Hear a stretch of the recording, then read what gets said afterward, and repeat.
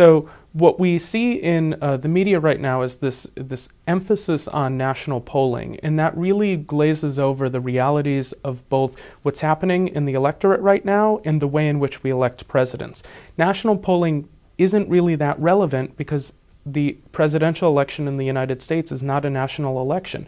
It's a combination of 50 state-level elections. And when you look at the 50 state-level elections, the president is looking very strong. He's up in most of the swing states, the exceptions being Virginia, North Carolina, and Florida.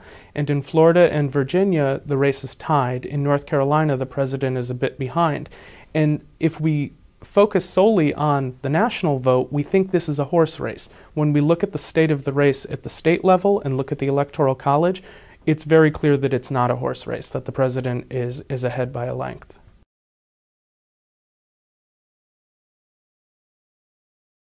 For President Obama, he needs to learn from his mistakes in his first term. The biggest mistake for him was not to develop relationships within Congress, both within his own party and within the Republican Party.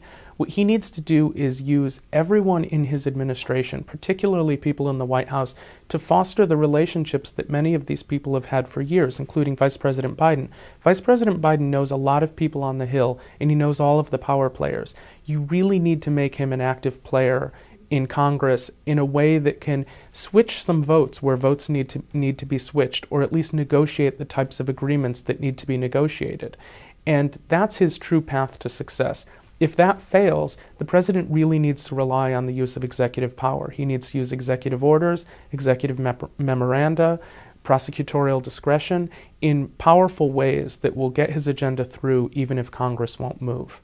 For Governor Romney, what he needs to do is present himself as a powerful leader, as a powerful president, and someone who's not just rubber stamping what Congress wants. He needs to push back against Congress early on and show them that he's the president and he's not essentially a prime minister over a legislatively run government.